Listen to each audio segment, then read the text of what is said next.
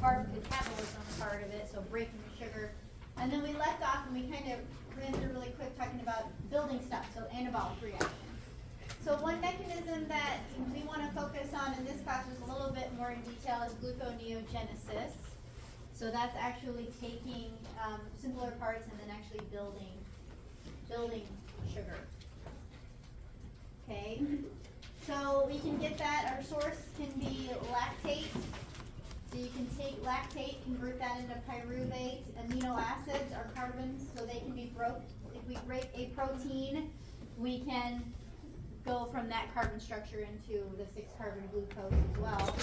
And then glycerol from the fat can also be converted. So there's that process. I'm not going to walk through it again, but you can see how that molecule can get to glyceraldehyde 3-phosphate. And we know glyceraldehyde 3-phosphate is that branch point in glycolysis. So when we're keeping in mind that these reactions are reversible, we get to something that can be then fed into the energetics, the catabolic process. All right? So here is going all the way to glucose. Gluconeogenesis. There's another way to get, so remember glycogen? You guys know glycogen? There's another way to get, the other way to get sugar is from the storage. So that is breaking down of that, but sometimes we can't do that. Sometimes this is another process. All right, so just like we can get sugar from amino acids and things like that, we can also get amino acids from sugar. So because these are all carbon structures, they're connected in this way, right? So amino acid biosynthesis, this is a nice diagram showing you how we can go from glucose 6-phosphate and we can get a we can go from 3-phosphoglycerate. So what are these? These are intermediates. They're intermediates in the glycolysis pathway, in the metabolic pathway. And then it's progressing and giving us, going through the full process of glycolysis. Sometimes we can pull from that middle point and go build something else. Okay, so that's what we can do with amino acids. Pyruvate, alanine, valine, and leucine.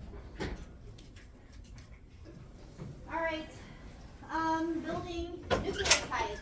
Nucleotides are also built, so anabolic processes. Right? All right, so ribose 5-phosphate.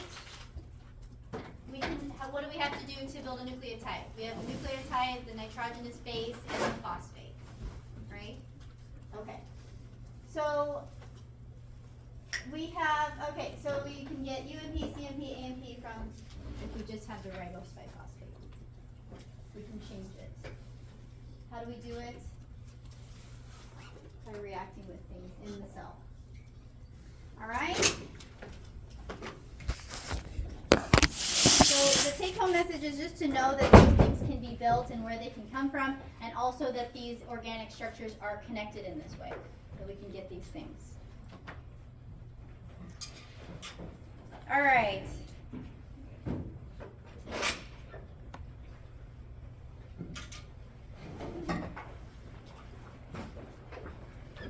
So chapter 4 is, wrong slide. Move it all the way to the top and click on the slide. There we go. So chapter 4 is the fundamentals of molecular biology, and this is where we're going to talk about, we're going to start off with genetics fundamentals, which you guys really probably already have, but we're going to review and just refresh. And then we'll talk about gene expression fundamentals. I think I'm going to cover that. And then what's in blue here, cellular and molecular biology research fundamentals. That's going to be in your exercise, your PowerPoint that you're going to build. Okay? All right. So, So, like I said, it's a prerequisite. So you probably have a good idea, a more detailed picture of genetics at this point. But we're going to refresh just a couple of things to remember. So vocabulary, make sure you're comfortable with it. We don't have to run through all of it as well. The gene, it's that discrete segment of DNA. There's always the question, the gene in the chromosome. How do you relate those two things? Okay, many genes are in a chromosome. We have an allele. We get 2 copies in our cells, in our somatic cells. We have a parental source and a maternal source. We have a paternal and a maternal source, and we have 2 copies. That means that we can have a variety in the genes that are there, okay, and what comes out of it. The P generation, F1 and F2, these are all from Mendelian genetics. So they're focused on, it was learned in plants, right? So the P generation was typically a true breeding generation. So one that, like, always, it was bred. We got to this trait by breeding over and over again, and we continuously got yellow P, right? And we continuously got the green P. And those were chosen as the P generation. F1 was the first filial when we crossed those 2. And then we took the offspring of the F1, we took the F1 generation and then looked at what the offspring of those 2 would be. All right, homozygous, heterozygous, because of those 2 alleles, homozygous means we have the same copy, or they're not necessarily actual, like, identical sequence, but the trait that comes out of them, the gene that's expressed, gives the same phenotype, the same whatever it is, action. That's what homozygous is, 2 identical alleles. Heterozygous, there's 2 different alleles for a gene. Okay, so when you're talking about, like, the difference between eye color, you got one from mom that's this one, you got one from dad that's this one. It's going to be, and they're different. And the way that they are expressed is dependent on whether they are dominant or recessive. So dominance is the one that determines the organism's appearance. If it's there, that's what it's going to look like, or that's the trait that it's going to have, the phenotype. Recessive is there's no influence. There basically has to be 2 of them for us to see that phenotype. If there's a dominant takes over. Okay, the genotype is actually the genetic makeup of the organism. So this is where we actually talk about the alleles and what types they are and focus on that. The gene sequence, basically. The phenotype is what comes out. So a phenotype is anything that's observed or measured. Okay, so like the brown bear, the brown fur is the phenotype. But then the activity of an enzyme is the phenotype as well. Right. Okay, so genetic inheritance. This is the classic P, F1, F2 cross from Mendelian genetics. This stuff, what was significant about this is we got the basic principles of inheritance of this. This is how Mendel proved that genes are particles, and that these particles are passed on, that there isn't necessarily a blending of the genes when you put the two copies together. So it helped us to really, identify, illustrate the genes, illustrate the alleles, that there's 2 different ones. We were able to see dominance versus recessive, okay, by which trait appeared, which phenotype would appear in the presence of the other one. And then it also illustrated independent assortment, which if you don't, this is the one I always sometimes will forget about. The independent assortment is because we start with 2.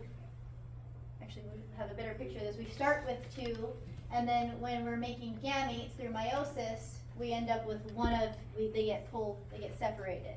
Independent assortment, the way I like to think about it is that you have to realize that it's not that all the paternal genes go to this cell and all the maternal genes go to this cell. They can randomly be chosen for each one.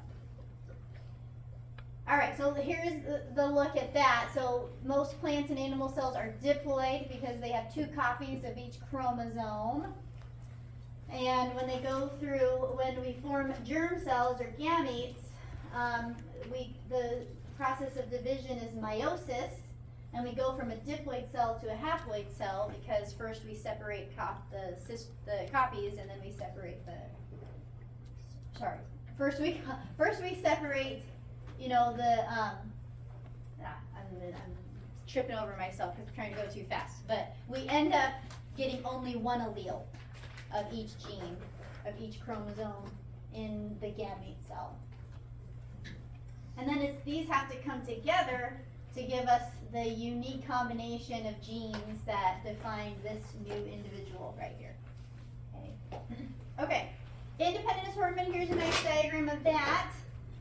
So here we have, we have two copies. Remember that, so here's our paternal person, and they have, they get one A gene and one B gene. Which side came along with that? That's the question. It could be either both of them on the left, both of them on the right, or it could be one on the left, one on the right. That's the way I look at it. Okay? So that means, could this be grandmas and grandpas? Something like that. All right, then there's the idea of linked genes. So when we're talking about inheritance and where the genes are going to go, sometimes we have to keep in mind that, remember that a chromosome has several thousands of genes on a single chromosome. So what happens when we have two traits that we're watching the inheritance of, and they're on the same chromosome?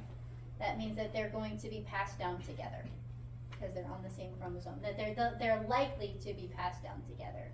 Okay. There is this idea of crossing over. You probably remember, and that muddies that idea a little bit because we can actually switch things. All right. So gene expression always starts with DNA, and all of the experiments that you guys are going to explore are going to be helping us to identify things about the DNA. Okay, so it's really important that you have a good foundation, and at this point, a great place to review the historical discoveries is in the book, and an activity you might want to try out for yourself is to sit down and write everything you know about DNA, the structure, how the structure is manipulated, and all of that stuff. Okay. Can you draw a nucleotide? All right, so the central dogma of molecular biology is that DNA is converted or is used to give us RNA, and then RNA gives us protein. Okay, that's how it started. This is more like where we are. We have to, at this point, you almost want to be able to explain and rattle off all of this stuff, right? So DNA is transcribed into RNA. DNA is the information, RNA is the information carrier. RNA is translated into protein. Okay, I always think of this as this is the same molecule, so it's like you're transcribing something, you're copying something that somebody said. So that's what that is. And then we're actually going from a nucleic acid to an amino acid, so it's like a different language. So we're translating. Okay, so then the other thing to think about too is that RNA can be reverse transcribed to DNA. We know that now. And also RNA might not be taken into a protein. It might have its own job, its own function.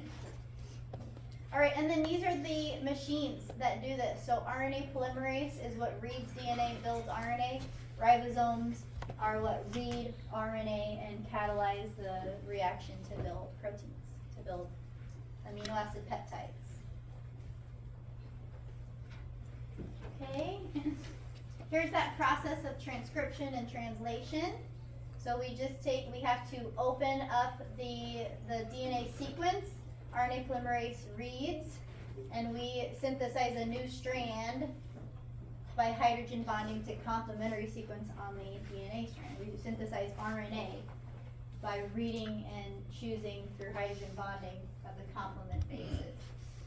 Translation, it's nucleic acid to polypeptide. It requires an adapter, so here's our tRNA. And the tRNA is such a cool little thing that reads 3-letter codes and carries with it the proper amino acid to link them together in the right order. All right, here is the genetic code. At this point, this is where we want to be. Be able to take a sequence, write out any ATC, CG sequence that you want to, and then follow it. Can you take a DNA sequence, figure out what the RNA sequence is, and then build the peptide that comes from that? Okay. So be comfortable with that. We assign triplets. We assign triplets to each of these. Am I going to have you memorize this? No, you'll always have the code, but just be able to write the protein from that. All right, so what's the deal with reverse transcription? So where did we figure this out? We actually figured this out in RNA tumor viruses that we were trying to figure out how they work, and we found them to be retroviruses. They carried with them, they packaged within the virion an enzyme we named the reverse transcriptase. So this is what is it. So it's kind of similar to an RNA polymerase, DNA polymerase, but here's the catch: it reads RNA and it synthesizes DNA. So that's what it does. It reads an RNA sequence and it builds DNA. We now know that it's actually these things exist in our cells too. Telomerase is an example. So the enzyme that replicates the ends of linear chromosomes to give us nice, and when we're developing embryos, it kind of protects our DNA. It's actually a reverse transcriptase. It has RNA that it reads and builds DNA with. And actually 40% of the human genome is generated by reverse transcription. So the jumping genes and things like that too that exist. Okay? All right, that's all I wanted. I wanted to get your mind kind of, stop here. I wanted to get your mind just starting to think about genetics and molecular genetics. And now we're going to stop here. I will come back and talk about recombinant DNA technology, plasmids, and all of that stuff next week. I guess I could talk a little bit longer. I went fast. But we can take a little bit of time, and you guys can talk to your groups and maybe just come up with a game plan on how to build your assignment. But let me help you with it a little bit. Sorry, I'm going to jump through here. These are the things I'm going to cover. And then starting here, this is where you guys are covering. So you guys can look at what you got as your experimental technique, and you can pull the slides out of here that you need, but just make sure you answer those questions in the assignment, right? Remember, there's the bullet point of questions to answer. Okay. Organize it so that it's nice and clear for all of us that are going to be filling out our tables. All right. And then one more thing I just wanted to run by you. You see, you're a big group, so I like to run my ideas by my groups, and you can share what you think about it. But I'm toying with the idea of like having the two groups that might have, if we have multiples, draw straws for who's going to present. But all of the PowerPoints are going to be uploaded for everybody to look through. Okay, so we don't have multiple presentations, or we might like multiple presentations too. All right? All right. Do you feel like you got your groups, or some people in your group here? Okay, go ahead and break up. If you need a group, don't hesitate to ask. I will help you find one.